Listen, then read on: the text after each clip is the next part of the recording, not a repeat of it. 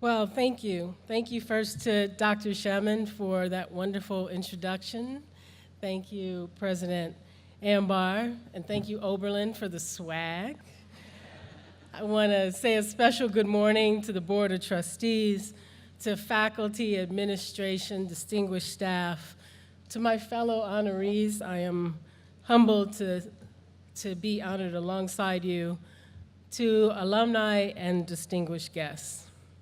And of course, good morning, Oberlin class of 2019. I want to start by congratulating you for getting started so early, especially those of you who got up extra early so you could start your festivities before the commencement began. That took dedication, commitment, and I hear the FEV will be waiting for you with open arms as soon as we're done. Let me give a shout out to some folks who I know are feeling pretty great this morning. All the family and friends out there, this is a day they have been hoping and praying for. So graduates, once again, let's give a huge thank you to the parents, the grandparents, the professors, the mentors, the brothers, the sisters, everyone who gave you just what you needed, just when you needed it.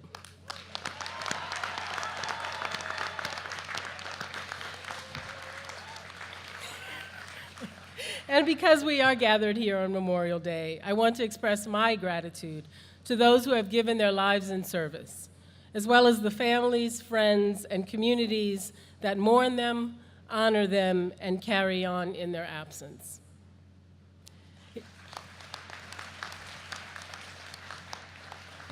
It's truly an honor to be at Oberlin today. This school and its graduates have made the world a more just, more creative, more diverse, and inclusive place. Oberlin is, and I quote, one of the great colleges, not only of our nation, but the world. That's how Dr. Martin Luther King Jr. described this school when he gave the commencement address to your graduating class in 1965. Dr. King spoke to the graduates and told them they were not graduating into easy times. Sound familiar, graduates? He spoke about remaining awake through a great revolution, or as you might say it now, staying woke. So yeah, Dr. King advised y'all to stay woke. And that is what we need from you still, Oberlin, because the world might be more just and inclusive than it has been, but we have not gotten even close to justice and inclusion. We still need this school and her graduates to step up. Today, the voices of racism, misogyny, and hatred are still ever present, and they are growing louder in far too many places. While the job market has been growing for a decade, economic inequality has reached levels not seen since the Gilded Age. Gun violence is a constant, haunting prospect. After all, yours is the generation that has had to incorporate active shooter drills into your school curriculum. Dr. King spoke at Oberlin a few months before the Voting Rights Act was passed, and yet more than 50 years later, people are still trying to make it harder for Americans to vote. And of course, the undeniable reality of climate change looms over all of this. The climate crisis is already having an effect on nearly every major challenge before us. The longer we wait, the more it grows in its intensity. It is my sincere hope that yours is the last generation that needs to hear about the unaddressed threats of climate change at your commencement address.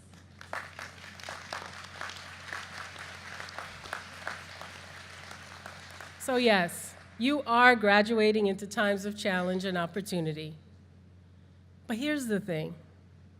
Every generation faces their own challenges and opportunities. It's always the best of times and the worst of times.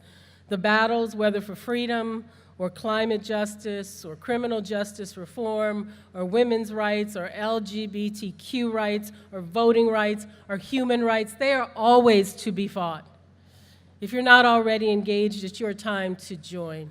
It is your time. Now, I can't tell you what to do to win your fights. and I can't tell you how to get it done. But I do want to share 3 things I've learned along the way. Number 1, stay focused. Stay focused on what matters most. And I promise you that's easier said than done. And it's harder than ever in our times with social media. Let me give you just one example.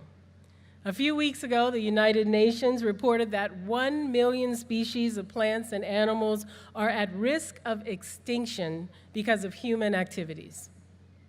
The next day, the news broke. People on Twitter were outraged about a Starbucks cup that appeared on the set of Game of Thrones.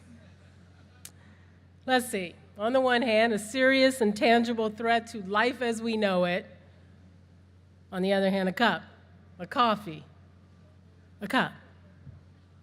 Now, I used to love Game of Thrones, and I'm still on Twitter, at least for now. So I'm not trying to be the fun police, but I just want you to remember to stay focused. Appreciate the coffee cup humor, but also check in on yourself. Make sure you are spending as much time on the things that matter to you as you are on the things that matter to advertisers and showrunners and comedians and spinmeisters and manipulators who are working to get you to spend time on something else. Your time and how you spend it matters. Stay focused. Number 2, practice being resilient. You're going to need to stay in the game, and it's about to get even more real. Along with all the joys and delightful surprises ahead of you, there will likely also be pain and setbacks. There are going to be setbacks. And truth is, you're going to lose battles from time to time. So the most important thing you can do is thank the powers of the universe every morning for what is good and vow to recover and adjust to the failures and misfortunes. Practice being resilient. Now, I have seen my share of setbacks over the years, but the ones that really hurt are those that have to do with public health and with the planet. In the last few years, I've watched as environmental progress that took decades of hard work is weakened, rolled back, or overturned altogether. Achievements like cutting mercury and other toxic pollution from our air, which prevents 11,000 premature deaths each year. Things like making cars and trucks cleaner and more efficient, which makes our air cleaner, uses less fuel, and pushes our technology forward at a time when we are in a global race to lead on electric vehicles. Achievements like reducing carbon emissions from power plants and making a meaningful advance against climate change while bringing online new technologies that create jobs. Those are just a few of the things that I see at risk right now.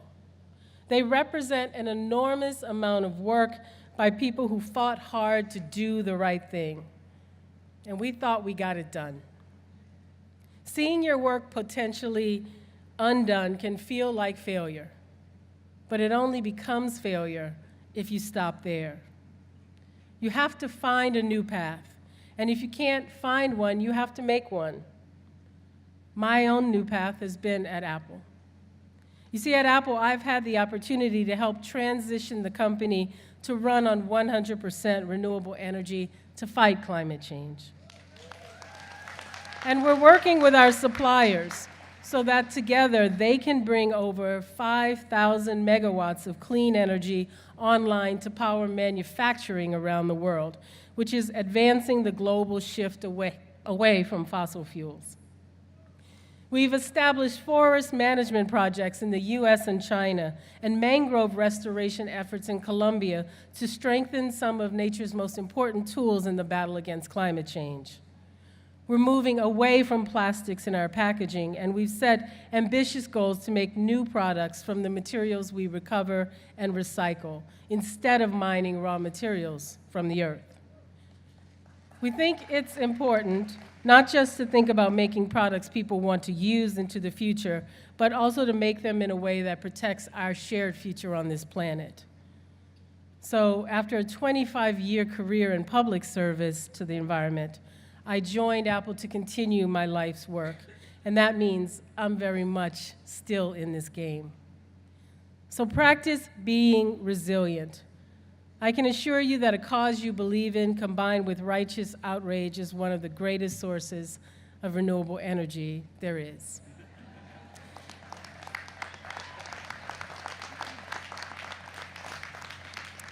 Number 3, endeavor to serve. On this day, it's especially fitting to remember this. Remember that it all comes down to making a difference in individual lives. It's great for that to be scalable, but it's meaningful whether you help one person or 1 million. My dad was a mailman.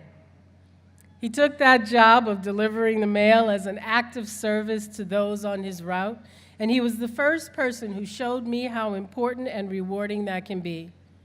He rang the bell if there was a package or a check in the mail.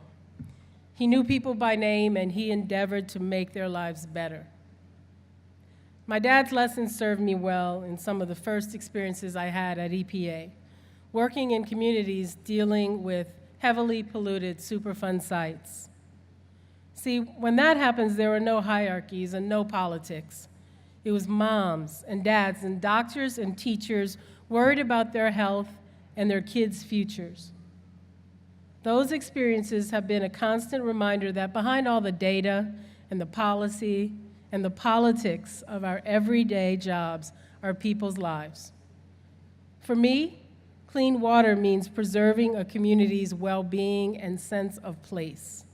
Clean air means children with asthma can play outside, focus on school, and their families can have a pretty normal day. When I was little, I wanted to be a mail carrier just like my dad because I wanted to serve and be the hero he was to so many people. Now, I didn't go that route, but the EPA, I didn't. But the EPA headquarters in DC is actually set up in the building where the Postmaster General once sat.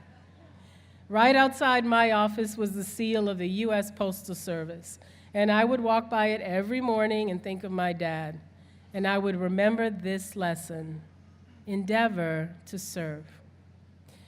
Let me close by saying this. If you're going to save the world, please do it together. You've just spent years living in close proximity to some of the most extraordinary people you're ever going to know. Keep those bonds. Hold on to this community. And remember those 3 lessons. Keep each other focused. Practice resilience by getting strength from each other. Serve this school. Serve the global community from today onward. And in the heavily modified words of Dr. Martin Luther King Jr., stay woke. It is an honor to be with you today. Godspeed and congratulations.